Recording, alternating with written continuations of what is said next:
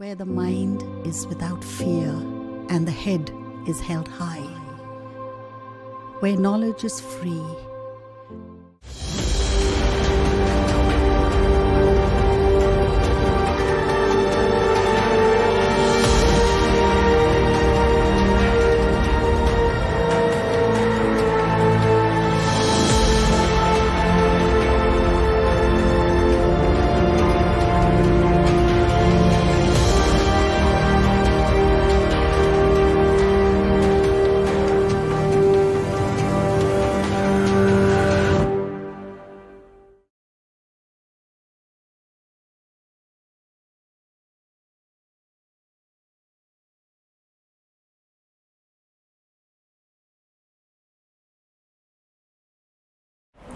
Good morning, আমার নাম সুপ্রতিম রায়, বায়োলজির teacher. আমি আজকে ক্লাস 10-এর লাইফ সায়েন্সের লাস্ট চ্যাপ্টার পরিবেশ, তার সম্পদ এবং তাদের সংরক্ষণ, এই চ্যাপ্টারটাকে আমি আজকে পড়াবো। তো এই চ্যাপ্টারটাতে যা রয়েছে, পরিবেশ রয়েছে, তার সম্পদ রয়েছে এবং তাদেরকে কীভাবে সংরক্ষণ করব, এই সম্পর্কেই আলোচনাটা হবে। তো এই জায়গাটাতে যাওয়ার আগে আমাদের পরিবেশের একটা জিনিস রয়েছে, সেটাকে বলা হচ্ছে জৈব ভূ রাসায়নিক চক্র। জৈব মানে হচ্ছে গিয়ে জীব, ভূ মানে হচ্ছে গিয়ে পৃথিবী, রাসায়নিক চক্র হচ্ছে রাসায়নিক চক্র, চক্রাকারে এই জিনিসগুলো কি হচ্ছে না আবর্তিত হয়। তো আমাদের সিলেবাসের অন্তর্ভুক্ত এই জৈব ভূ রাসায়নিক চক্রের অন্তর্গত আমরা নাইট্রোজেন চক্রটাকে নিয়ে আমরা আজকে প্রথমে একটু আলোচনা করব। তো নাইট্রোজেন চক্র, বাতাসের মধ্যে যে নাইট্রোজেন রয়েছে, সেই নাইট্রোজেন 77.1% এই নাইট্রোজেন বাতাসের মধ্যে রয়েছে। এই নাইট্রোজেন প্রোটিনের একটা ভীষণ গুরুত্বপূর্ণ উপাদান, অর্থাৎ এই নাইট্রোজেন না থাকলে সেটা প্রোটিন জাতীয় খাদ্য সেটা হবেই না। তাহলে এই প্রোটিন জাতীয় খাদ্য যে আমরা খাচ্ছি, সেটা কিভাবে আমাদের শরীরে আসছে বা আমরা পাচ্ছি? পরিবেশের মধ্যে সেই নাইট্রোজেন কিন্তু সরাসরি আমাদের দেহের মধ্যে যে আবদ্ধ হওয়ার তার কোনো সেই উপায়গুলো কি কি আমরা যে পাচ্ছি সেই সম্পর্কে প্রথমে আলোচনা করা হবে। তো এই চক্রের মধ্যে তাহলে আমাদের দুটো জিনিস আমাদেরকে জানতে হবে। একটা হচ্ছে সংবন্ধন, কিভাবে সেটা আমাদের আবদ্ধ হচ্ছে, আর দ্বিতীয় হচ্ছে গিয়ে আবার তাকে ফিরিয়ে দেওয়া। যদি ফিরিয়ে দিয়ে না হয় তাহলে কিন্তু সেটা চক্র হলো না, শুধু আবদ্ধই হবে। সেটাকে আমরা যদি পরিবেশে না ফিরিয়ে দিই, আবার প্রকৃতিতে যদি না ফিরিয়ে দিই, তাহলে সে কী হবে না, একটা সময় আসবে যখন সেই প্রকৃতিতে সেই উপাদানটা অভাব ঘটবে বা থাকবে না, তাহলে প্রকৃতিতে তাকে ফিরিয়ে দিতে হবে। তো এখানে আমরা 3টে পদ্ধতিতে দেখব যে পরিবেশের বা প্রকৃতির যে নাইট্রোজেন সেটা কিভাবে আবদ্ধ হচ্ছে। তার প্রথম একটা অংশ হচ্ছে প্রাকৃতিক আবদ্ধকরণ। তো পরিবেশে যখন লাইটনিং বা বজ্রপাত হচ্ছে, তখন প্রচুর তাপমাত্রার সৃষ্টি হয়। সেই তাপমাত্রাতে বাতাসের নাইট্রোজেন এবং অক্সিজেন পরিবেশের সাথে পরস্পরের সাথে যুক্ত হয়ে তৈরি করে NO বা নাইট্রিক অক্সাইড। এই নাইট্রিক অক্সাইড আবার অতিরিক্ত অক্সিজেনের সাথে যুক্ত হয়, তৈরি করে নাইট্রোজেন ডাইঅক্সাইড। এই নাইট্রোজেন ডাইঅক্সাইড পরিবেশের বিভিন্ন যে জলীয় বাষ্প রয়েছে, কুয়াশা রয়েছে, বৃষ্টি রয়েছে ইত্যাদি, তাদের সাথে সোজা কথা জলের সাথে কী হয়, মিশে তারা কী হয় না ভূপৃষ্ঠে নেমে আসে। ভূপৃষ্ঠে কী হিসেবে নেমে আসে? নাইট্রাস অক্সাইড এবং নাইট্রাস অ্যাসিড এবং নাইট্রিক অ্যাসিড, এই উপায়ে তারা পৃথিবীতে নেমে আসে। নেমে এসে তারা এবার কী করছে না, পটাশিয়াম, ক্যালসিয়াম, ম্যাগনেসিয়াম ইত্যাদি খনিজ যে মৌলগুলো রয়েছে তাদের সাথে যুক্ত হয়ে সেখানকার নাইট্রেট এবং নাইট্রাইট যৌগ তৈরি করে। সেই যৌগগুলো আবার জলের সাথে দ্রবীভূত হওয়ার পরে উদ্ভিদ তাদেরকে গ্রহণ করে উদ্ভিদ নিজের দেহের পুষ্টি করে, প্রোটিন জাতীয় খাদ্য সেখানে সৃষ্টি হয়। তাদেরকে আবার বিভিন্ন পদ্ধতিতে জীবের যে খাদ্য শৃঙ্খল রয়েছে সেই শৃঙ্খলের মাধ্যমে তখন সেটা আমাদের শরীরে আসে। এটা হলো একটা পদ্ধতি, প্রাকৃতিক পদ্ধতি।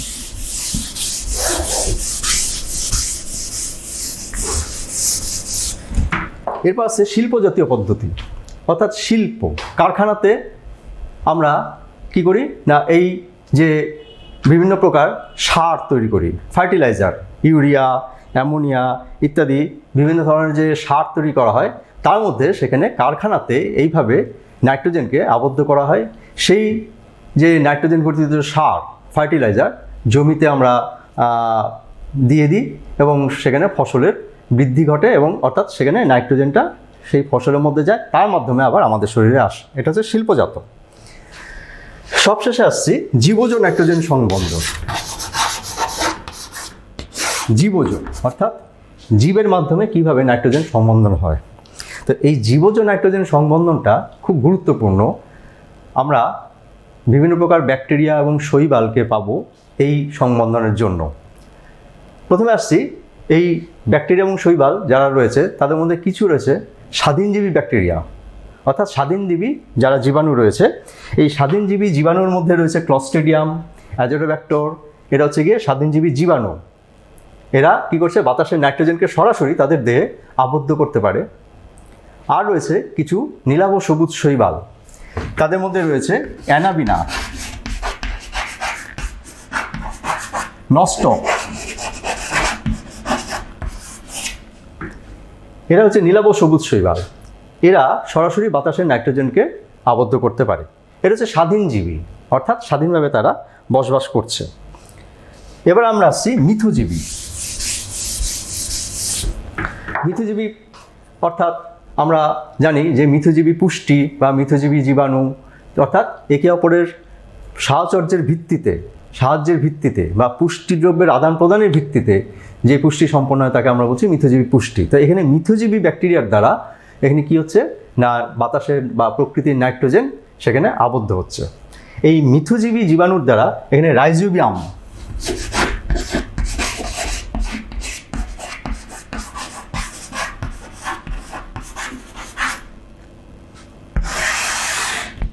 নামক ব্যাকটেরিয়া রয়েছে। এই ব্যাকটেরিয়া কি করছে না, শিম্বগোত্রীয় উদ্ভিদ,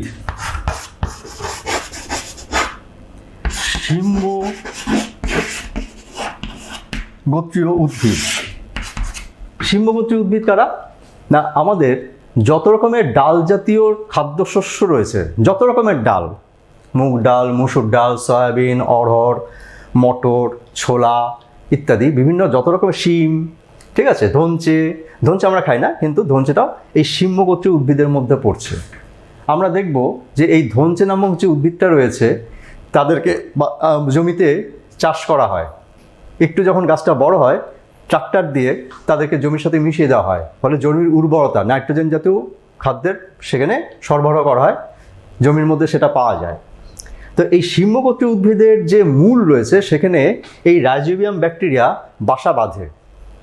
তাদের মধ্যে একটা আকর্ষণের সৃষ্টি হয় এবং আকর্ষণের ফলে সেখানে রাইজোবিয়াম ব্যাকটেরিয়া সেই শিম্বগোত্রীয় উদ্ভিদের মূলের মধ্যে বাসা বাঁধে। বাসা বাঁধার ফলে সেখানে একটা পরিবর্তন হয়। এই পরিবর্তনের ফলে সেখানে অর্বুদ বা গুটি তৈরি হয়।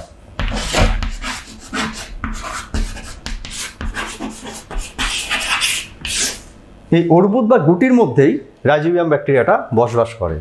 তারা বাতাসের নাইট্রোজেনকে সরাসরি এই শিম্বগোত্রীয় উদ্ভিদের মধ্যে তারা কি করছে না, সেই অর্বুদের মধ্যে আবদ্ধ করে।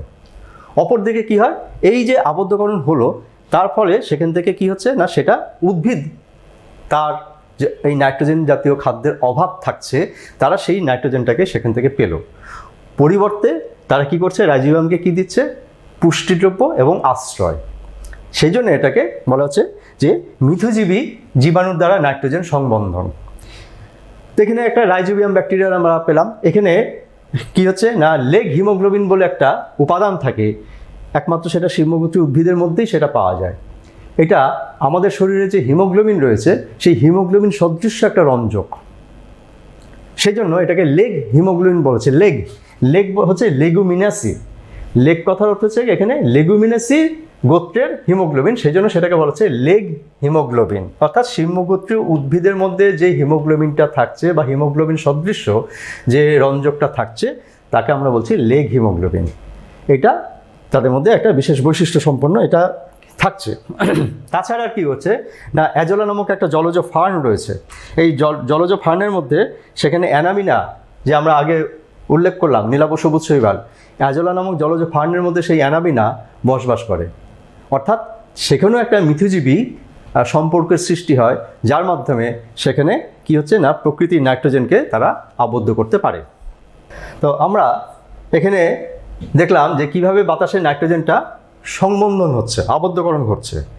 এই আবদ্ধকরণের পরে উদ্ভিদ যখন তাদেরকে শোষণ করছে, শোষণ করার পর তার দেহের মধ্যে সেখানে নাইট্রোজেন জাতীয় খাদ্য বা উপাদান যাচ্ছে, সেই উদ্ভিদ থেকে বিভিন্ন তৃণভোজী প্রাণীদের শরীরে যাচ্ছে, সেখান থেকে বিভিন্ন জীব, মানুষ সহ বিভিন্ন জীবের শরীরের মধ্যে সেই প্রোটিন উপাদানটা যাচ্ছে। এবার উদ্ভিদ সহ সেই বিভিন্ন প্রাণীরা তাদের রেচন পদার্থ যখন ত্যাগ করছে, তখন তার মাধ্যমে নাইট্রোজেন আবার পরিবেশে পরিত্যক্ত হচ্ছে, নাইট্রোজেন গঠিত যৌগটা পরিত্যক্ত হচ্ছে। মৃত জীবদেহ অর্থাৎ উদ্ভিদ বা প্রাণী তাদের দেহ থেকেও, তারা যখন প্রকৃতিতে তাদেরকে থাকছে তখন তাদের দেহ থেকে সেটা বেরিয়ে যাচ্ছে। তো এই নাইট্রোজেন ঘটিত যে যৌগগুলো রয়েছে সেগুলো কিভাবে হচ্ছে না, প্রথমে বিভিন্ন ধরনের বিয়োজক অর্থাৎ জীবাণু সেখানে পরপর কতগুলো কাজ করছে। এই কাজের মধ্যে প্রথমেই রয়েছে অ্যামোনিফিকেশন, অর্থাৎ এই যে মরা বা মৃত জীবদেহকে ফেলে দেওয়া হচ্ছে সেগুলো প্রথমে অ্যামোনিয়াতে পরিণত হচ্ছে। ব্যাসিলাস মাইকয়েডিস, ব্যাসিলাস র্যামোসাস বলে বেশ কিছু ব্যাকটেরিয়া রয়েছে যারা নাকি এই মৃত গলিত জীবদেহকে সেখানে অ্যামোনিয়াতে পরিণত করছে। তাহলে সেখানে কি হচ্ছে না, ব্যাসিলাস মাইকয়েডিস কি করছে না, মৃত পচা গলিত জীব দেহকে তারা কি করছে না, অ্যামোনিয়াতে পরিণত করছে। অ্যামোনিয়াতে পরিণত হলো। এই অ্যামোনিয়া এবার কি হবে না, প্রথমে নাইট্রোসোমোনাস ব্যাকটেরিয়ার দ্বারা সেটা নাইট্রাইটে পরিণত হবে। নাইট্রাইট, এই নাইট্রাইট আবার নাইট্রোব্যাক্টেরিয়ার মাধ্যমে নাইট্রেটে পরিণত হবে। তাহলে নাইট্রোসোমোনাস ব্যাকটেরিয়া অ্যামোনিয়াকে নাইট্রেটে পরিণত করবে, তারপরে এই নাইট্রেটকে নাইট্রোব্যাক্টার নাইট্রেটে পরিণত করবে। এই নাইট্রেট যখন হলো, সেই নাইট্রেট এবার কি হবে না, বিভিন্ন পদ্ধতিতে সেটা জীবদের মধ্যে প্রবেশ করছে। তাই এতদূর পর্যন্ত আমরা যেটা পড়লাম সেটা হচ্ছে গিয়ে নাইট্রোজেন সংবন্ধন, অর্থাৎ প্রকৃতির নাইট্রোজেন কিভাবে পরিবেশে সংবন্ধন হচ্ছে, আবদ্ধকরণ হচ্ছে। এবার তাদেরকে কি হবে না, আবদ্ধকরণ হলো, জীবদের মধ্যে সেটা আবদ্ধ হলো, যাদের যা পুষ্টি সম্পন্ন করার, প্রোটিন জাতীয় খাদ্য তৈরি করা, সেগুলো সমস্ত কিছু সম্পন্ন হলো। এবার প্রকৃতিতে ফিরিয়ে দিতে হবে। সেই পদ্ধতির নাম হচ্ছে ডিনাইট্রিফিকেশন, নাইট্রোজেন মোচন। এই ডিনাইট্রিফিকেশনের সেখানে কি হচ্ছে না, থিওব্যাসিলাস ডিনাইট্রিফিকেন্স, থিওব্যাসিলাস ডিনাইট্রিফিকেন্স বলে একটা ব্যাকটেরিয়া রয়েছে।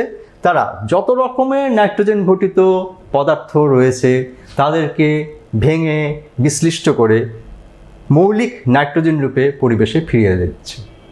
মৌলিক নাইট্রোজেন রূপে ফিরিয়ে দেওয়ার তাহলে একটাই পদ্ধতি, সেটা হচ্ছে ডিনাইট্রিফিকেশন, যেখানে নাকি থিওব্যাসিলাস ডিনাইট্রিফিকেন্স বলে ব্যাকটেরিয়া রয়েছে, তারা এই কাজটা করছে।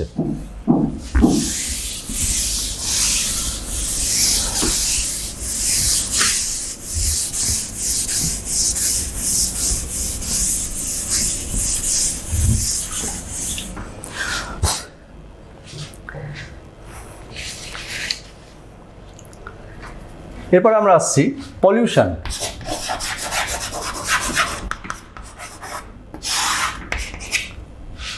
বা দূষণ। তো পলিউশন বা দূষণের সাথে আমরা এখন খুব বেশি পরিচিত হয়েছি। বিভিন্ন রকমভাবে আমরা এই পলিউশনের আমরা কি হচ্ছে সম্মুখীন হচ্ছি। তো এখানে দূষণ বলতে যেটা বোঝায়, দূষণের সংজ্ঞাতে বিভিন্ন উপাদানের কথা বলা থাকে, যে এই উপাদানগুলো থাকলেই সেটা দূষণ, কিন্তু তার মধ্যে তার একটা মাত্রা থাকতে হবে। যেমন ধরা যাক কার্বন ডাইঅক্সাইড, এটা কিন্তু একটা দূষক পদার্থ, কিন্তু এই কার্বন ডাইঅক্সাইড যদি না থাকে, গ্রিনহাউস গ্যাসের মধ্যে কার্বন ডাইঅক্সাইড রয়েছে, তো এই কার্বন ডাইঅক্সাইড যদি না থাকে তাহলে কিন্তু সেখানে কি হবে না, সবুজ উদ্ভিদ সালোকসংশ্লেষ করতে পারবে না, তাহলে খাদ্য তৈরি হবে না। তাহলে জিনিসটা কি হচ্ছে না, দূষক পদার্থ কি করছে না, তাদের একটা নির্দিষ্ট মাত্রা থাকবে, সেই মাত্রার থেকে যদি বেশি হয়ে যায় জলবায়ুর মধ্যে, অর্থাৎ সেখানে বাতাস, জল, মাটি, এদের মধ্যে এই পদার্থগুলো অবশ্যই থাকবে। কিন্তু সেটা যদি মাত্রাতিরিক্ত হয়, যখন সেটা জীবদেহের উপরে বিরূপ প্রতিক্রিয়া সৃষ্টি করবে, তখন সেটাকে আমরা বলবো দূষণ। তাহলে এখানে প্রথমে আমরা আসছি এয়ার পলিউশন বা বায়ু দূষণ।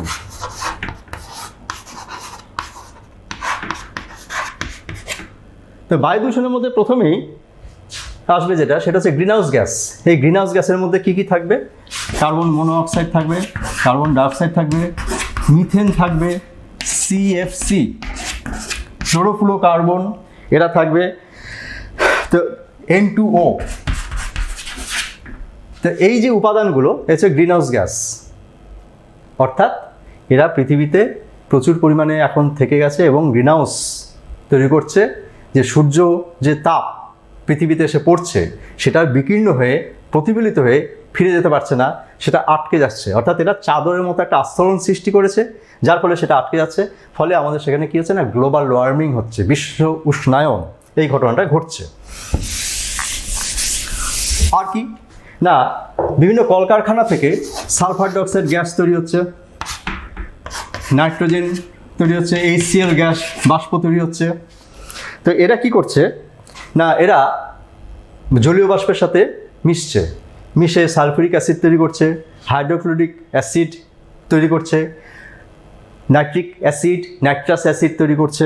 তো এই অ্যাসিডগুলো কি হচ্ছে না, আমাদের কুয়াশা, জলীয় বাষ্প, বিভিন্ন ধরনের জলীয় বাষ্প, বৃষ্টি ইত্যাদির সাথে কি হচ্ছে মিশে, যখন তারা কি করছে না, অ্যাসিড, দ্রবণীয় অ্যাসিড বা লিকুইড ফর্মে তারা পৃথিবীতে নেমে আসছে, ভূপৃষ্ঠে নেমে আসছে। ভূপৃষ্ঠে যখন তারা নেমে আসছে, তখন সেটাকে আমরা বলছি অ্যাসিড রেইন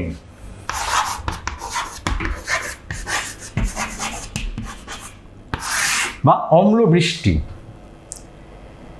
অ্যাসিড রেইনের ফলে তাহলে কি কি ক্ষতি হবে আমাদের?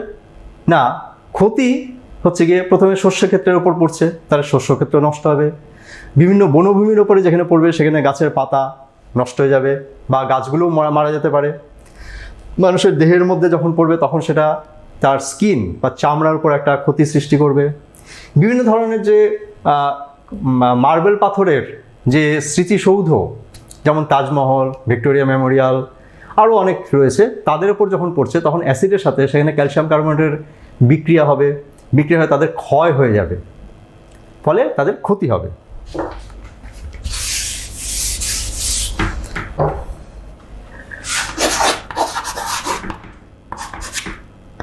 এবার আসছে আমরা মৃত্তিকা দূষণ।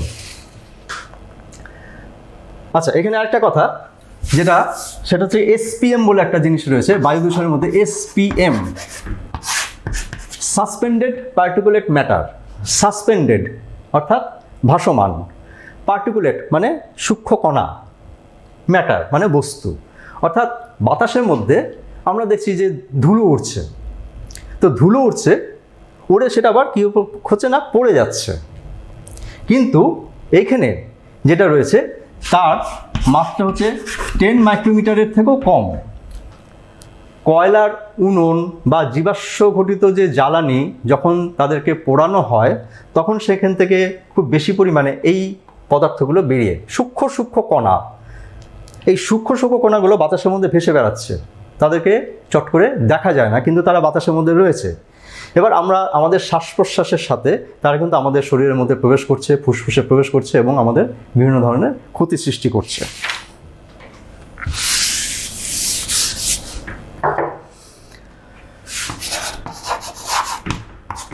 সয়েল পলিউশন বা মৃত্তিকা দূষণ। মৃত্তিকা দূষণের ক্ষেত্রে সেখানে বিভিন্ন ধরনের জীবাণু এই দূষণের সাথে জড়িত। তো মৃত্তিকা দূষণ, জীবাণু হচ্ছে মাটির মধ্যে জীবাণু রয়েছে, বিভিন্ন ধরনের রোগ সৃষ্টিকারী জীবাণু, যেমন ক্লস্ট্রিডিয়াম টিটানি রয়েছে, হ্যাঁ, তারপরে টিটেনাসের জীবাণু, ক্লস্ট্রিডিয়াম টিটেনাসের জীবাণু রয়েছে, বিভিন্ন ধরনের কৃমির জীবাণু রয়েছে, অর্থাৎ কৃমির লার্ভা রয়েছে, তারা আমাদের শরীরে বিভিন্ন রকমভাবে প্রবেশ করছে। অর্থাৎ সেটাও কি করছে না, তারাও মাটির দূষণ ঘটাচ্ছে। আমাদের বিভিন্ন ধরনের যে মৌল, সেই মৌলগুলো মাটির মধ্যে থাকছে বিভিন্নভাবে, কলকারখানা থেকে হোক বা বিভিন্ন পদ্ধতিতে বা বিভিন্ন উপায়ে সেই মৌলগুলো কি হচ্ছে না, মাটির সাথে মিশছে। মাটির সাথে মিশে সেখানে তারা ফসল যেখানে সৃষ্টি হচ্ছে ফসলের মধ্যে তারা প্রবেশ করছে, অর্থাৎ জৈবতন্ত্রের মধ্যে প্রবেশ করে গেল। ফসলের মধ্যে প্রবেশ করার পর সেখান থেকে তারা আমাদের শরীরে প্রবেশ করছে। ফলাফল না, সেখানে ক্যাডমিয়াম হচ্ছে একটা মৌল। এই ক্যাডমিয়াম আমাদের শরীরে খুব বেশি মাত্রায় প্রবেশ করলে বা যদি প্রবেশ করে তার সেখানে ইটাইটাই রোগ হবে, সীসা, তার ফলে ডিসলেক্সিয়া নামক একটা রোগ সৃষ্টি হবে। পারদ যদি আমাদের শরীরে প্রবেশ করে তাহলে মিনামাটা রোগ সৃষ্টি হবে। তো তাহলে কি হলো?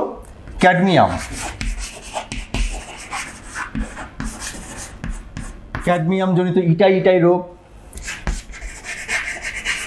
সীসা ঘটিত ডিসলেক্সিয়া রোগ এবং পারদ ঘটিত মিনামাটা রোগ, এরা আমাদের এই ধরনের রোগগুলো সৃষ্টি করছে। আমরা এই মুহূর্তে বেশ কিছু জায়গাতে জানি যে সেখানে আর্সেনিক দূষণ খুব পরিচিত আমাদের ক্ষেত্রে। আর্সেনিক এই নামটার সাথে আমরা খুব পরিচিত। কেন না, আর্সেনিক কী হচ্ছে না, একটা মৌল, সে জলের সাথে মিশে আমাদের শরীরে প্রবেশ করছে। ব্ল্যাক ফুট ডিজিজ, অর্থাৎ আমাদের হাত এবং পায়ের চামড়া কালো কালো হয়ে যাবে, বিভিন্ন রকমভাবে সেটা আমাদের ক্ষতি করছে। আর্সেনিক যাতে আমাদের শরীরে প্রবেশ না করে সেই জন্য আমরা ফিল্টার করা বা পরিশ্রুত জল আমরা গ্রহণ করছি, বা বিভিন্ন উপায়ে সেখানে আমরা সেই ধরনের পরিশ্রুত জলকে যাতে আমরা গ্রহণ করতে পারি তার ব্যবস্থা করছি।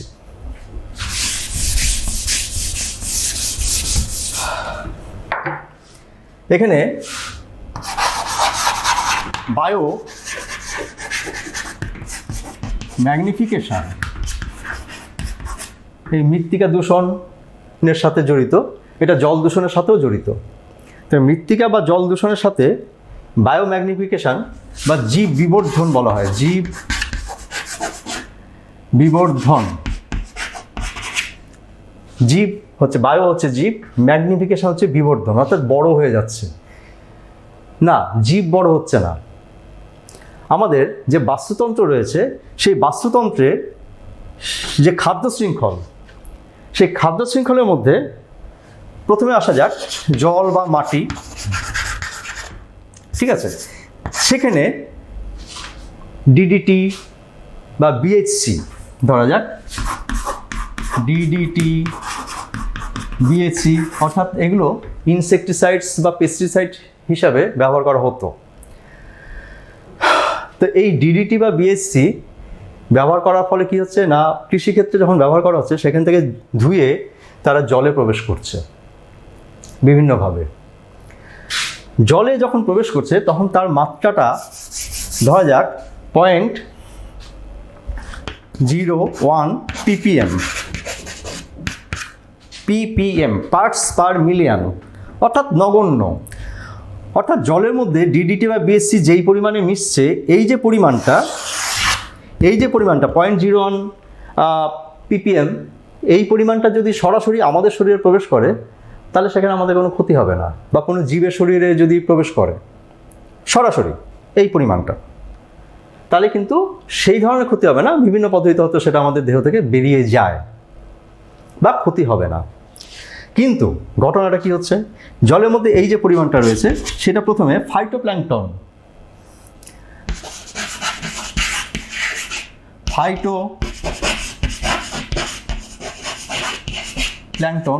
গ্রহণ করলো। তার নিজের দেহের পুষ্টি যখন সম্পূর্ণ করছে তখন সেখানে এই অংশটা তার শরীরে প্রবেশ করলো। খুব কম পরিমাণে প্রবেশ করলো, কত না 0.024 ppm। এখান থেকে গেল জুপ্ল্যাঙ্কটনে।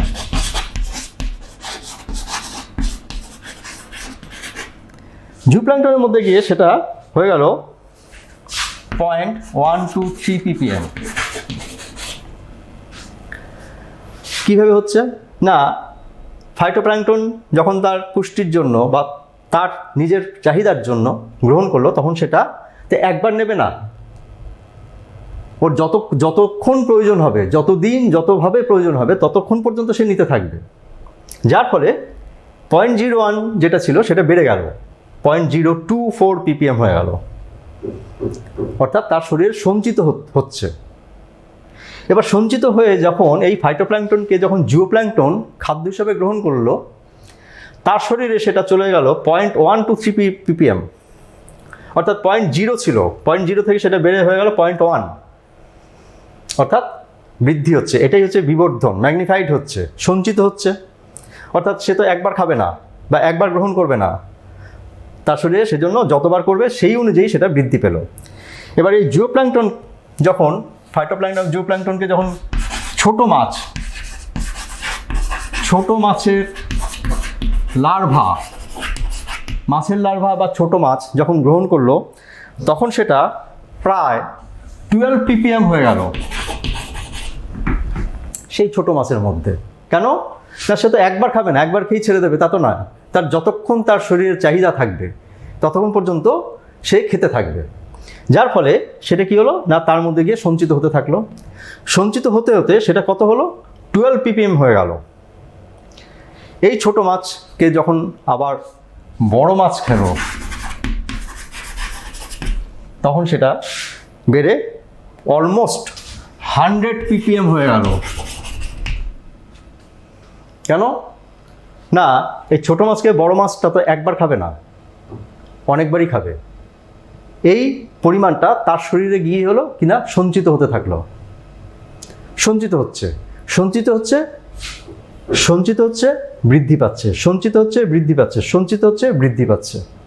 এই বড় মাছকে জলজ প্রাণী তারা গ্রহণ করলো, তার শরীরে গিয়ে আরও বেড়ে গেল।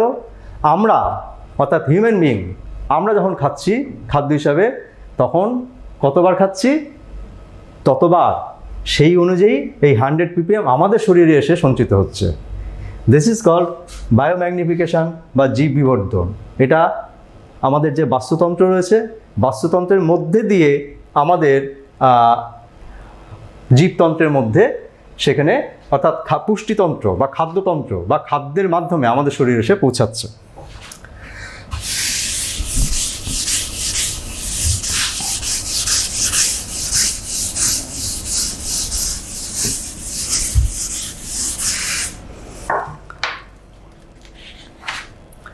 আমরা আসছি ওয়াটার পলিউশন, জল দূষণ। তো জল দূষণ, মৃত্তিকা দূষণ এবং জল দূষণের যে কারণগুলো মোটামুটিভাবে এক। যেমন অম্লবৃষ্টি যখন হচ্ছে, অম্লবৃষ্টি হওয়ার সময় যে বৃষ্টিটা হচ্ছে সেটা যেমন কৃষিক্ষেত্রে পড়ছে, বনভূমিতে পড়ছে, সেরকম জলের মধ্যেও পড়ছে। অর্থাৎ সেখানেও কিন্তু জলের মধ্যে সেই অম্লের একটা প্রভাব থাকবে। আর কি না, কৃষিক্ষেত্রে বর্জনের মধ্যে সেখানেও ডিডিটি, বিএসসি এগুলো থাকবে। বিভিন্ন ধরনের জীবাণু, অর্থাৎ আমরা বিভিন্ন ধরনের কুকুর, বেড়াল ইত্যাদি যখন মারা যাচ্ছে, তখন সেগুলোকে আমরা অনেক সময় কী করছি, বিভিন্ন জলাশয়ের মধ্যে ফেলে দিচ্ছে। বা শাকসবজি, তরি তরকারির বিভিন্ন অংশ যখন থাকছে, হয়তো অনেক সময় আমরা সেগুলো কী করছি না, পুকুরের জলের মধ্যে ফেলে দিচ্ছি। ফেলে দেওয়ার ফলে কী হচ্ছে, ফেলে দেওয়ার ফলে সেখানে যে জীবাণু রয়েছে, সেই জীবাণুগুলো তাদেরকে খাদ্য হিসেবে গ্রহণ করছে। ফলে জীবাণুর বাড়ন্ত হচ্ছে। এই জীবাণুর বাড়ন্ত হওয়ার ফলে সেখানে কী হচ্ছে না, জলের মধ্যে অক্সিজেনের চাহিদা বেড়ে যাচ্ছে। এটাকে বায়োলজিক্যাল অক্সিজেন ডিমান্ড বলা হয়। অর্থাৎ সেখানে কী হচ্ছে না, অক্সিজেনের ঘাটতি হয়ে যাচ্ছে। ফলে জলের মধ্যে সেখানে অন্যান্য যে সমস্ত প্রাণীগুলো রয়েছে, তাদের সেখানে শ্বসনতন্ত্রের ওপর একটা প্রভাব সৃষ্টি হয়। আরেকটা কি না, ইউট্রফিকেশন।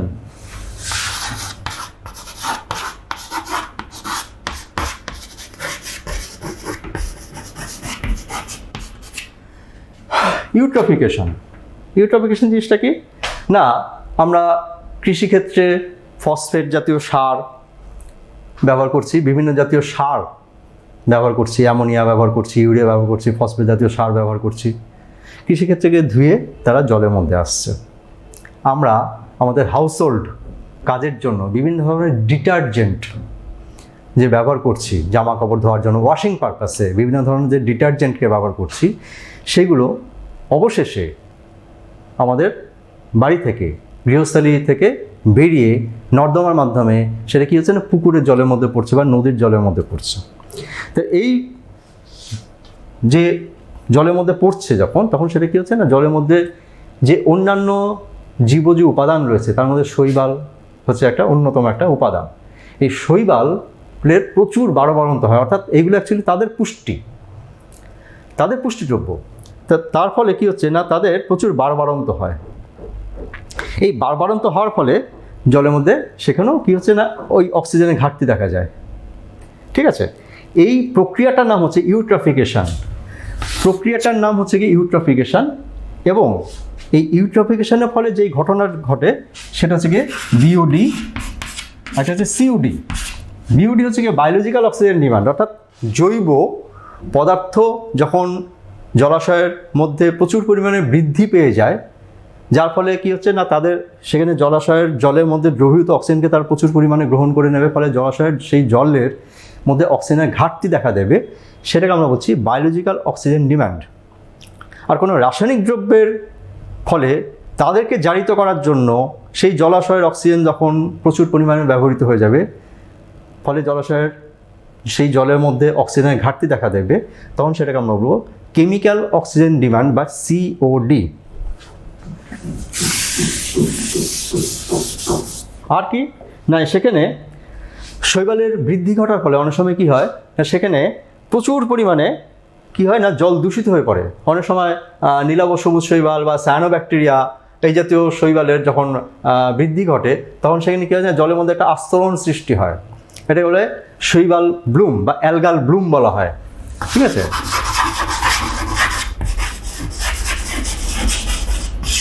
Algal Bloom. এই অ্যালগাল ব্লুমের ফলে সেখানে কি হচ্ছে না, সেই জলটা দূষিত হয়ে পড়ে, অর্থাৎ সেই শৈবালের দেহ থেকে বিভিন্ন টক্সিক পদার্থ জলের মধ্যে গিয়ে মেশে, যার ফলে সেখানে জলাশয়ে যত অন্যান্য জীবজ উপাদান থাকে তারা সবাই মারা যায়। শুধু তাই নয়, এই অ্যালগাল ব্লুম সম্পন্ন সেই জল কোনো গবাদি পশু বা অন্য কোনো প্রাণী যদি সেই জলটা পান করে, তাদের মৃত্যু হতে পারে। এরপর আমরা আসছি শব্দ দূষণ, সাউন্ড পলিউশন। তো সাউন্ড পলিউশন তার একটা নির্দিষ্ট মাত্রা আছে, সেই মাত্রার অতিরিক্ত হলেই, অর্থাৎ 40 বা 50 ডেসিবেলের উপরে যদি সেটা যায়, তখন সেটাকে আমরা বলি যে সাউন্ড পলিউশন। তো আমরা বিভিন্ন সময় দেখি যে আমাদের যে বিভিন্ন উৎসব অনুষ্ঠান আমরা পালন করি, সেই উৎসব অনুষ্ঠানে ডিজের যে ডেক বাজানো হয়, হ্যাঁ, প্রচুর মানে সেখানে প্রচুর সাউন্ড তৈরি হচ্ছে। এই সাউন্ডের ফলে কিন্তু সেখানে কী হচ্ছে না, এটা পলিউশনের মধ্যেই পড়বে। আমরা যে বিভিন্ন ধরনের বাজি পটকা ফাটাই, সেটাও সেই সাউন্ড পলিউশনের মধ্যে পড়ে। এর ফলে মানুষের কী হতে পারে না, মস্তিষ্কের মধ্যে তার এফেক্ট হবে, কানের বধিরতা সৃষ্টি হবে, হার্টের উপর সেখানে হৃৎপিণ্ডের যে কার্যকারিতা সেটার উপর এফেক্ট হয়, রক্ত সংবহনতন্ত্রের উপর সেটার ফলে এফেক্ট হবে, ঠিক আছে, ইত্যাদি ইত্যাদি হয়।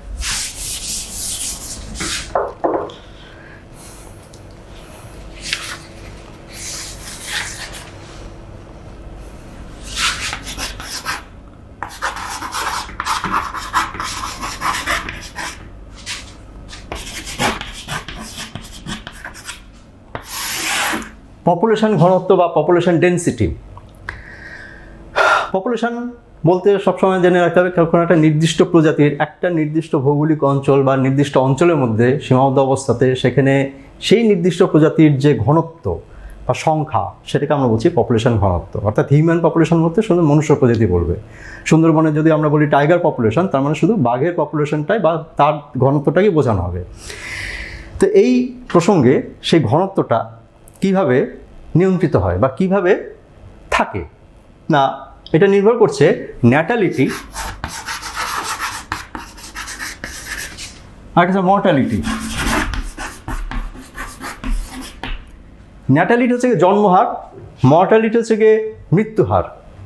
তো এই জন্মহার, ন্যাটালিটিকে আমরা ক্যাপিটাল এন দিয়ে সূচিত করি আর মর্টালিটিকে ক্যাপিটাল এম দিয়ে সূচিত করি। এটা হচ্ছে এন ডি বাই টি, এটা হচ্ছে অর্থাৎ একক সময়ে সেই নির্দিষ্ট অঞ্চলে কী পরিমাণ বা কত সংখ্যক জীবের সৃষ্টি হচ্ছে, জন্ম হচ্ছে সেই সময়ের মধ্যে, সেটা হচ্ছে ন্যাটালিটি। আর একক সময়ে সেখানে কী পরিমাণ জীবের মৃত্যু হচ্ছে, সেটা হচ্ছে মর্টালিটি।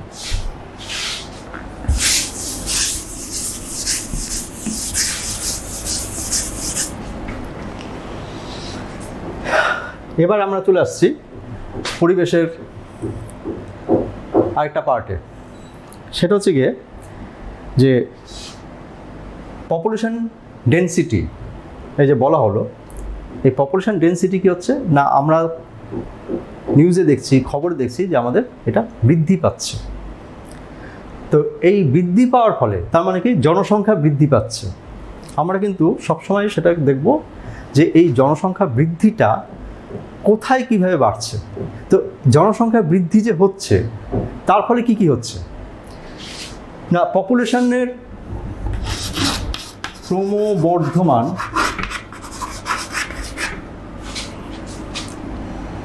যে ঘনত্ব, অর্থাৎ পপুলেশন আজ প্রতি মুহূর্তেই সেটা বাড়ছে। তার ফলে কী হচ্ছে না, তার ফলে প্রথমেই যেটা আসবে প্রাকৃতিক সম্পদের অতিব্যবহার। অর্থাৎ যখনই সেই পপুলেশন বাড়বে তখন সে কী করবে না, কাঠ বা অন্যান্য যে সম্পদ রয়েছে সেই সম্পদের বেশি ব্যবহার হবে, খুব স্বাভাবিক এটা হবে। এবার ঘর বাড়ি তৈরি করতে হবে, তখন অরণ্য ধ্বংস করতে হবে, অরণ্যর গাছপালা কেটে দিয়ে সেখানে বসতি তৈরি করার জন্য সেখানে যাবে। কৃষি জমি কম হয়ে যাবে, কৃষি জমি হ্রাস, অর্থাৎ কৃষি জমি একটা নির্দিষ্ট পরিমাণে ছিল, এবার সেটা তো যেই পরিমাণ ঘনত্ব বাড়ছে সেই অনুযায়ী তো কৃষি জমি বাড়ছে না, তাহলে সেটা মিষ্টি জল। আমরা দেখব যে আগে হয়তো একটা অঞ্চলের মধ্যে একটা ওই রিজার্ভার ছিল, অর্থাৎ যেখান থেকে আমরা জল সাপ্লাই পেতাম। এখন কিন্তু অনেকগুলো হয়েছে, কেন না চাহিদার জন্য, অর্থাৎ বেশি পরিমাণে জল হচ্ছে, কেন না লোক সংখ্যা বেড়েছে। আর কি হবে না, বায়ু এবং জল দূষণ। আগে গাড়ি, মোটরসাইকেল ইত্যাদি খুব কম ছিল, খুব কম লোকে সেগুলো ব্যবহার করতো। তার একটা কারণ অবশ্যই ছিল যে মানি ম্যাটার, অর্থাৎ টাকা পয়সার একটা ব্যাপার ছিল। এখন কিন্তু অনেকের কাছেই এই ভেহিকেলস রয়েছে, থাকার কথাটা আসছে না, পলিউশনের কথাটা আসছে। অর্থাৎ যত বেশি পরিমাণে এই জিনিসগুলো ব্যবহৃত হবে তত বেশি বায়ু এবং জল সেখানে দূষিত হবে। যত বেশি ব্যবহার হবে মানুষ সৃষ্ট ক্রিয়াকলাপের ফলে সেগুলো কী হবে না, সেগুলো দূষিত হবে। আর কি না, বিশ্ব উষ্ণায়ন, আমরা এর আগে গ্রিন হাউস গ্যাসগুলো সম্পর্কে আলোচনা করেছি, তাদের যে সেই সমস্ত গ্যাসগুলো আরও বেশি পরিমাণে সৃষ্টি হবে। তার ফলে কি হচ্ছে, আর কি হবে না, জলাভূমি ধ্বংস, অর্থাৎ জলাভূমি যেখানে রয়েছে সেখানে ঘরবাড়ি তৈরি করা হবে, কেন না জায়গার অভাব, সেই জন্য খাদ্য সংকট, সেটা একটা কারণ। পরিবেশের এই যে দূষণ ঘটছে, এই দূষণের ফলে সাথে জড়িত বেশ কিছু রোগ, তার মধ্যে একটা হচ্ছে হাঁপানি। হাঁপানি জিনিসটা হচ্ছে কি, অর্থাৎ হাঁপ ধরে দেওয়া, শ্বাসকষ্ট, অর্থাৎ আমাদের ফুসফুসের মধ্যে যে বাতাস প্রবেশ করছে এবং সেখান থেকে বেরিয়ে আসছে, তার যে আমাদের এখানে রয়েছে কি রয়েছে, ট্র্যাকিয়া, তারপরে কি রয়েছে ব্রঙ্কাস, ব্রঙ্কিওল, অ্যালভিওলার ডাক্ট, এই যে নালীগুলো রয়েছে তার মধ্যে বিভিন্ন কারণে বিভিন্নভাবে, সেটা ধূমপানের ধোঁয়া হতে পারে, বাতাসের মধ্যে সাসপেন্ডেড পার্টিকুলেট ম্যাটার অর্থাৎ এসপিএম জাতীয় উপাদান হতে পারে, অন্যান্য আরও কিছু উপাদান থাকতে পারে, যেগুলো নাকি সেখানে প্রবেশ করে মিউকাসের সৃষ্টি করে। এবং এই মিউকাসের ফলে সেই নালীগুলো বন্ধ হয়ে যায়। নালীগুলো বন্ধ হয়ে গেলে পর তখন সেখানে খুব স্বাভাবিকভাবেই আমাদের শ্বাস নিতে অসুবিধা হবে। এটা হচ্ছে হাঁপানির একটা কারণ। ব্রঙ্কাইটিস, এটা বিভিন্ন জীবাণুর দ্বারা এটা কি হয় না, এই রোগটা সৃষ্টি হয়, ব্রঙ্কাইটিস। এখানে কি হচ্ছে না, এখানে মিউকাসে যে শ্বাসনালীগুলো আছে, ফুসফুস এবং শ্বাসনালীগুলো, সেগুলো মিউকাসে পরিপূর্ণ হয়ে যায়। ফলে আমরা যে শ্বাস নিচ্ছি সেই শ্বাসটা সম্পূর্ণভাবে সেখানে ফুসফুসে পৌঁছায় না, বা ফুসফুসে পৌঁছালেও সম্পূর্ণ ফুসফুসের মধ্যে সেখানে সেটা থাকতে পারে না। ফলে আমাদের একটা শ্বাসকষ্ট সেখানে হয়। যেখানে যারা ঝাল দেয়, যারা ওয়েল্ডিং, কয়লা খনির কর্মী, অ্যাসবেস্টসের কর্মী, বা যেখানে কাপড়ের কলে যারা কর্মী রয়েছে, তাদের মধ্যে এই জিনিসগুলো খুব বেশি পরিমাণে হয়, এই রোগগুলো। নেক্সট আসছি আমরা ক্যান্সার।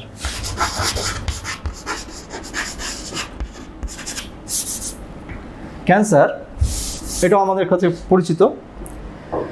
ক্যান্সার কেন হয় না, ক্যান্সার কেন হয় তার অনেক কারণ রয়েছে। কার্সিনোজেন বলে একটা উপাদান রয়েছে, কার্সিনোজেন।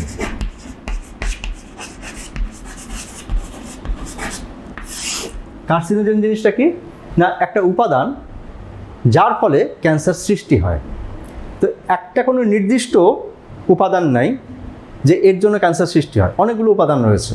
তার মধ্যে টোব্যাকো বা তামাক জাতীয় দ্রব্য হচ্ছে একটা প্রধান কারণ। তাছাড়া আরও প্রচুর উপাদান রয়েছে যার কারণে সেখানে কি হয় না এই ক্যান্সার সৃষ্টি হয়। ক্যান্সার জিনিসটা কি না আনকন্ট্রোলড সেল ডিভিশন। আনকন্ট্রোলড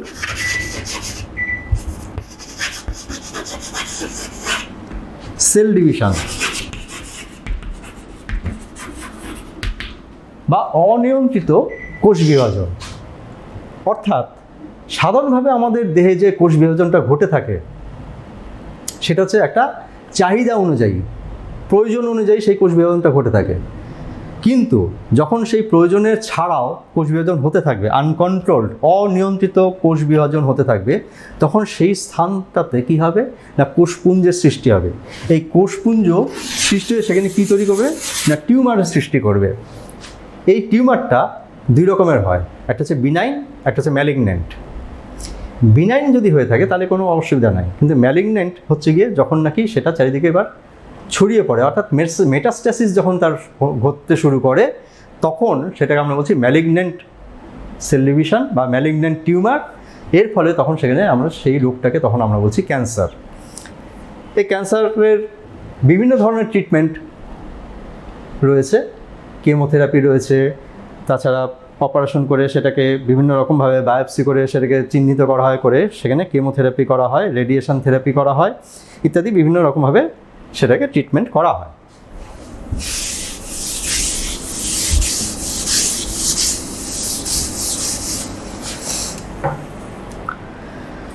এবার আমরা আসছি বায়োডাইভার্সিটি।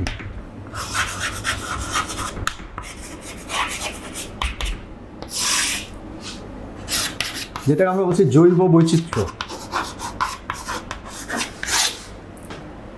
তো এই বায়োডাইভার্সিটি বা জৈব বৈচিত্র্য জিনিসটা কি না জীবের বৈচিত্র্য, বিচিত্র জীব, বিচিত্র ধরনের জীব, বিচিত্র প্রজাতির জীব। একটা উদাহরণ দিই, একটা নির্দিষ্ট ভৌগোলিক অঞ্চল, এই অঞ্চলে প্রচুর পরিমাণে আম গাছ রয়েছে, কিন্তু আম গাছ আর ঘাস ছাড়া অন্য কোনো উদ্ভিদ সেখানে নেই। আর নির্দিষ্ট একটা কি দুটো প্রাণী প্রজাতি রয়েছে, তাহলে এখানে জৈব বৈচিত্র্য অবশ্যই আছে। তাহলে জৈব বৈচিত্র্য এখানে আমরা দুটো উদ্ভিদ প্রজাতি এবং দুটো কি তিনটে প্রাণী প্রজাতিকে পেলাম। জৈব বৈচিত্র্য বলার অর্থটা হচ্ছে বা যেটা বলা হয় সেটা হচ্ছে যে একটা নির্দিষ্ট ভৌগোলিক অঞ্চলের মধ্যে কত সংখ্যক উদ্ভিদ প্রজাতি, কত সংখ্যক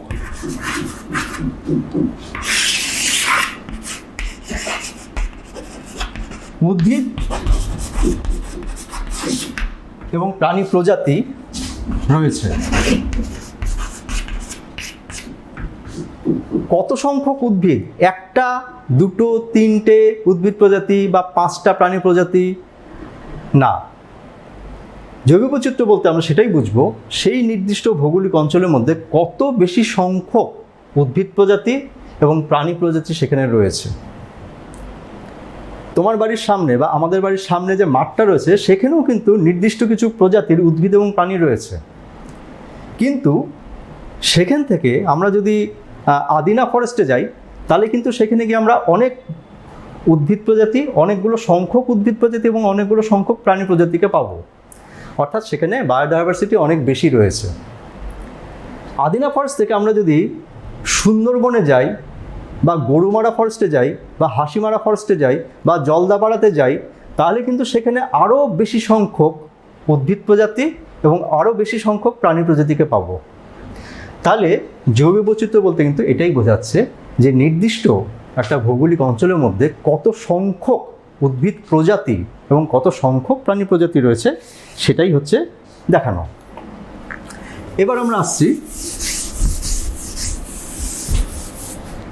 যে বায়োডাইভার্সিটি এত গুরুত্বপূর্ণ কেন না। খুব স্বাভাবিকভাবেই যেহেতু সেখানে উদ্ভিদ প্রজাতি, প্রচুর সংখ্যক উদ্ভিদ প্রজাতি এবং প্রচুর সংখ্যক প্রাণী প্রজাতি রয়েছে, কাজে আমাদের বিভিন্ন রকমের চাহিদা মেটানোর জন্য এটা গুরুত্বপূর্ণ। এটা হচ্ছে পরিষ্কার কথা। অর্থাৎ আমাদের মনুষ্য সমাজের বিভিন্ন ধরনের চাহিদা মেটানোর জন্য এই বায়োডাইভার্সিটি গুরুত্বপূর্ণ। খাদ্য উৎপাদন, তার সঙ্গে সঙ্গে চলে আসবে খাদ্য উৎপাদন। ড্রাগ বা ওষুধ প্রস্তুতি, অর্থাৎ বিভিন্ন ধরনের ভেষজ উদ্ভিদ প্রজাতির সেখানে আমরা পাবো। তাহলে সেখান থেকে বিভিন্ন ধরনের ভেষজ উদ্ভিদের সেই উপাদানগুলোকে আমরা আমাদের বিভিন্ন রোগ নিরাময়ের জন্য সেগুলোকে ব্যবহার করতে পারবো। বাস্তুতন্ত্রের ভারসাম্য, বাস্তুতন্ত্র তার ভারসাম্য রক্ষা হবে, অর্থাৎ যত বেশি সংখ্যক সেখানে থাকবে তত বেশি সেখানে বাস্তুতন্ত্রের ভারসাম্য ভালোভাবে রক্ষিত হবে। জলবায়ু নিয়ন্ত্রণ হবে, অর্থাৎ ওয়েদার তাকে নিয়ন্ত্রণ করবে। আমরা দেখব যে তরাই বা ডুয়ার্স অঞ্চলে রাত্রিবেলা, দিনের বেলা যতই সেখানে গরম থাকুক না কেন, রাত্রিবেলা কিন্তু সেখানে একটা ঠান্ডা ভাব, অর্থাৎ কী হচ্ছে না, পরিবেশের একটা উষ্ণতা নিয়ন্ত্রণকারী ঘটনা সেখানে ঘটে। অর্থনৈতিক গুরুত্ব অবশ্যই সেখানে থাকবে। আর বিভিন্ন রকমভাবে সেখানে এই জৈব বৈচিত্র্যকে শিল্প এবং সাহিত্যের মধ্যে বিভিন্ন লেখক বা কবিরা তারা সেটাকে উল্লেখ করেছে। জৈব বৈচিত্র্যের হটস্পট,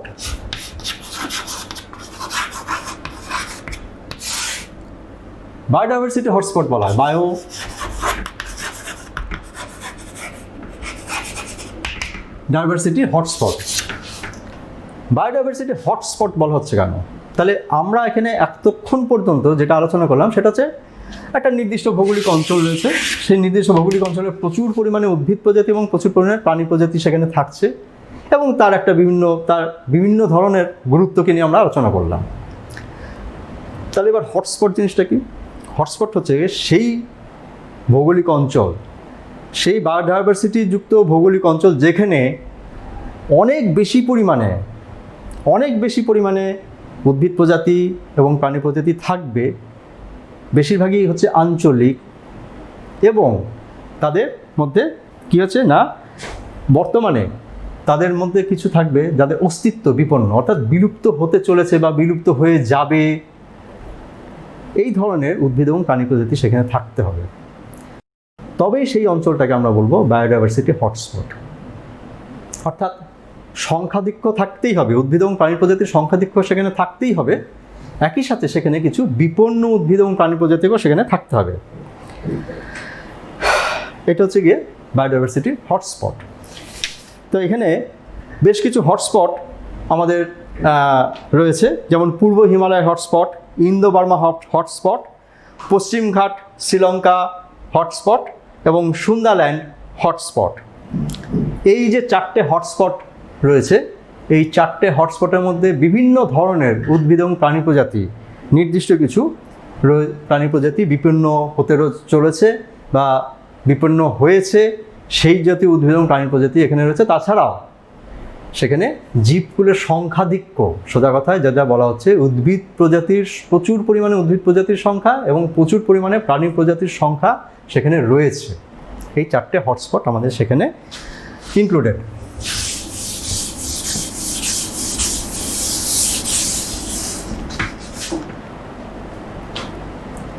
এই যে জৈব বৈচিত্র্যকে নিয়ে আলোচনা করা হলো, তার হ্রাস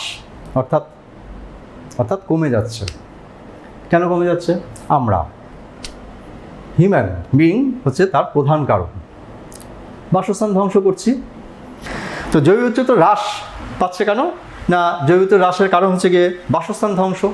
আমাদের প্রয়োজনে আমরা কি করছি না, সেই যে বনভূমি ধ্বংস করে সেখানে আমরা আমাদের নিজেদের বাসস্থান তৈরি করছি। শিকার এবং চোরা শিকার, অর্থাৎ শিকারি এখন আর শিকারি নেই, এখন যারা আছে তারা সবাই হচ্ছে চোরা শিকারি।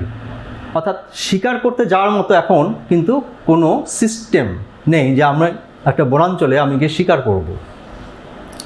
কাজেই যারা শিকার করছে, প্রতিদিন আমরা খবরের কাগজে দেখছি বা নিউজে দেখছি, গন্ডারকে মারা হচ্ছে, হাতিকে মারা হচ্ছে, চিতাবাঘ, ডুয়ার্সে প্রায় প্রতিদিনের ঘটনা যে চিতাবাঘ মারা হচ্ছে। ঠিক আছে, গন্ডারকে মারা হচ্ছে কেন? তার খড়গোটার জন্য। সেই খড়গোটার মধ্যে নাকি প্রচুর মেডিসিনাল ভ্যালু রয়েছে, সেটা বেশ চড়া দামে সেগুলোকে বিক্রি করা হয়। হাতির দাঁত আর অন্য কোনো অংশ কিন্তু হাতির কাজে লাগে না, চোরা শিকারেরা হাতির দাঁতটাকে নিয়ে চলে যাচ্ছে, গন্ডারের খড়গ নিয়ে চলে আসছে। বিভিন্ন বন্যপ্রাণীর চিতাবাঘ সহ বিভিন্ন বন্যপ্রাণীর চামড়া সেটা বিদেশের বাজারে রপ্তানি করছে। তো এইসব কারণগুলোর জন্য সেখানে কী হচ্ছে না, বাস্তুতন্ত্র সেটা ধ্বংস হয়েছে। তাছাড়া প্রাকৃতিক দুর্যোগ রয়েছে। প্রাকৃতিক দুর্যোগের ফলে আমরা কয়েকদিন আগে যেটা হলো আমাদের আমফান, সেই আমফানে আমরা দেখেছি যে সুন্দরবনের যে লবণম্য ম্যানগ্রোভ এরিয়া, বেশ কিছু ম্যানগ্রোভ অঞ্চল সেখানে নষ্ট হয়েছে। বিশ্ব উষ্ণায়ন অর্থাৎ গ্লোবাল ওয়ার্মিং সেটাও একটা কারণ। এবার আমরা আসছি যে এই যে এটা আমরা নির্দিষ্ট একটা অঞ্চলকে নিয়ে যদি আমরা আলোচনা করি, বায়োডাইভার্সিটি হটস্পট, সেটা হচ্ছে সুন্দরবন। সেখানে কি হচ্ছে না, সুন্দরবনে সেখানে নগরায়ন হচ্ছে, অর্থাৎ সেখানে প্রচুর পরিমাণে কিন্তু উদ্ভিদ এবং প্রাণী প্রজাতি রয়েছে। তার মধ্যে সুন্দরী গাছ, সুন্দরী গরান, গেওয়া, হ্যাঁ, গোলপাতা, হোগলা, নলখাগড়া, শন ইত্যাদি উদ্ভিদ রয়েছে। তাছাড়া রয়্যাল বেঙ্গল টাইগার সেখানে হচ্ছে আসল প্রধান। তাছাড়া কেটো কচ্ছপ, সুন্দি কাছিম, হ্যাঁ, গিরগিটি, অজগর সাপ, কুমির, ঘড়িয়াল, এগুলো প্রচুর পরিমাণে সেখানে রয়েছে। তো সুন্দরবন ধ্বংস হয়ে যাচ্ছে কেন না, সুন্দরবন নগরায়ন, অর্থাৎ আমার জমি নাই, আমি গাছ কেটে লবণম্য উদ্ভিদকে ধ্বংস করে সেখানে কী করছি, আমি আমার বাড়ি তৈরি করছি। আর কি না, কৃষি জমির জন্য সেখানে আমরা ধ্বংস করছি। মিষ্টি জল পাওয়া যাচ্ছে না, ঠিক আছে, কারণ লবণ জল খাড়ির মাধ্যমে সেখানে লবণ জল প্রবেশ করছে। বিভিন্ন ধরনের দূষণ সেখানে সংঘটিত হচ্ছে। তাছাড়া মাঝে মাঝে কী হচ্ছে না, সমুদ্র জলের উচ্চতা বেড়ে যাওয়ার ফলে সেটা অনেক ভেতরে চলে আসছে, যার ফলে পরিবেশের সেই সুন্দরবনের অঞ্চলে ক্ষতি হচ্ছে।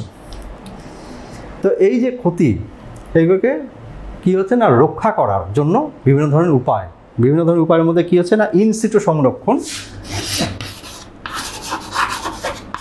In situ, ex situ. ইনসিটু সংরক্ষণ হচ্ছে গিয়ে সেটাই যেখানে নাকি সেই উদ্ভিদকে বা প্রাণীকে সেই নিজের স্থানে রেখেই সংরক্ষণ করা হবে। যেমন রয়্যাল বেঙ্গল টাইগার বা সুন্দরী গাছকে আমরা সুন্দরবনে রেখেই সংরক্ষণ করছি, সেটা হচ্ছে ইনসিটু সংরক্ষণ। আর সুন্দরী গাছকে আমি আমার বাড়িতে বা কোনো একটা বটানিক্যাল গার্ডেনে নিয়ে এসে সংরক্ষণ করছি, বা রয়্যাল বেঙ্গল টাইগারকে চিড়িয়াখানায় রেখে সংরক্ষণ করছি, সেটা হচ্ছে এক্সিটু সংরক্ষণ।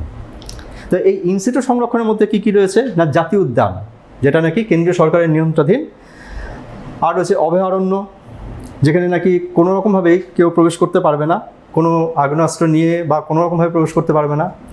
আর রয়েছে সংরক্ষিত বনাঞ্চল, এটাও কিন্তু কেন্দ্রীয় সরকারের নিয়ন্ত্রণাধীন।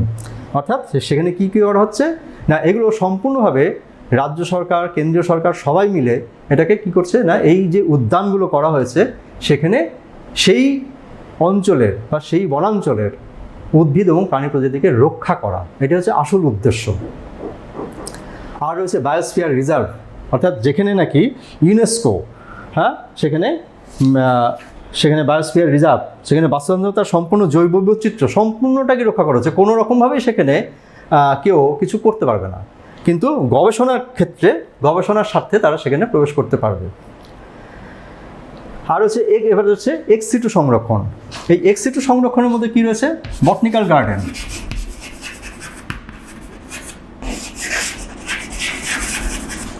আছে জুলজিক্যাল পার্ক,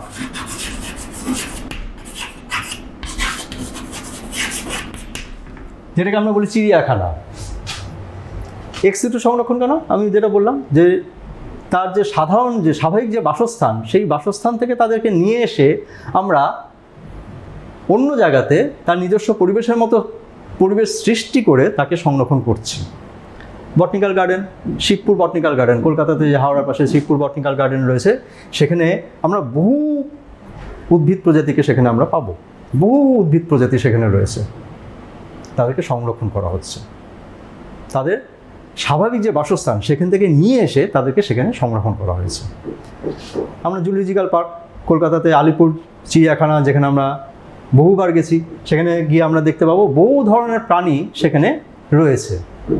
তাদের স্বাভাবিক বাসস্থান থেকে তাদেরকে নিয়ে এসে এখানে তাদেরকে সংরক্ষণ করা হয়েছে। আরেকটা হচ্ছে কি না, ক্রায়ো সংরক্ষণ।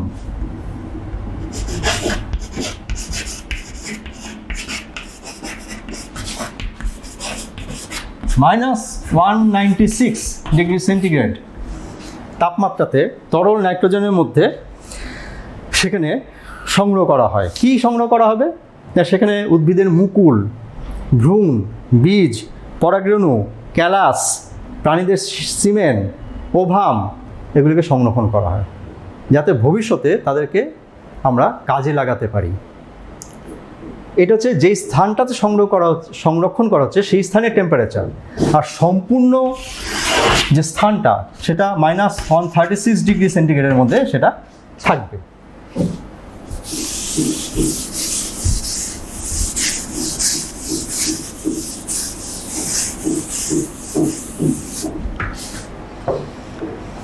ভারতের মধ্যে কিছু বিপন্ন প্রাণীদের সম্পর্কে এখানে বলা হয়েছে, যেমন বাঘ, গন্ডার, সিংহ, কুমির, রেড পান্ডা। তো এই যে এগুলো হচ্ছে কি না বিপন্ন প্রজাতি, এরা বিপন্ন, বিভিন্নভাবে তারা বিপন্ন হয়ে পড়েছে, অর্থাৎ তাদেরকে চোরা শিকারের মাধ্যমেই হোক বা অন্য কোনোভাবেই হোক তারা কী হচ্ছে না ধীরে ধীরে তাদের সংখ্যাটা কমে যাচ্ছে।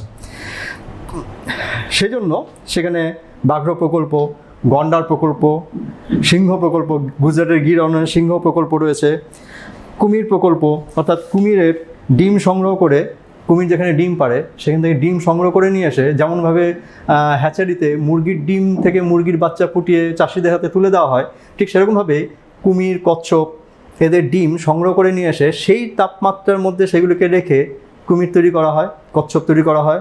তাদেরকে নির্দিষ্ট জলাশয়ে প্রথমে তাদেরকে বড় করা হয়, করে তারপরে প্রকৃতিতে তাদেরকে ছেড়ে দেওয়া হয়। রেড পান্ডা হচ্ছে গিয়ে আরেকটা বিপন্ন প্রজাতি।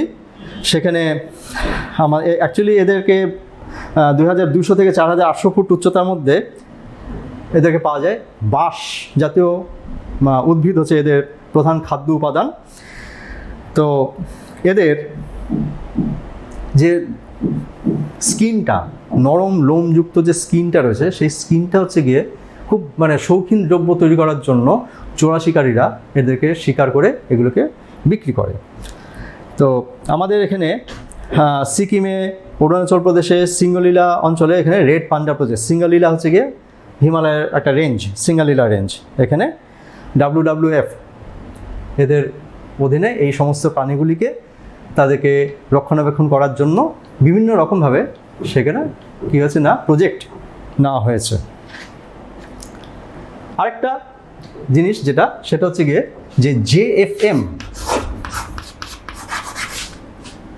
আর PBR,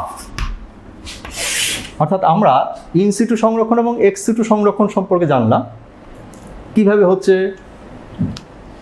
সেটা জানলাম। এখানে একটু অন্য ধরনের অ্যাক্টিভিটি, এই সংরক্ষণের যে একটু অন্য ধরনের অ্যাক্টিভিটি এখানে আমরা জানব। JFM, জয়েন্ট ফরেস্ট ম্যানেজমেন্ট, পশ্চিম মেদিনীপুরের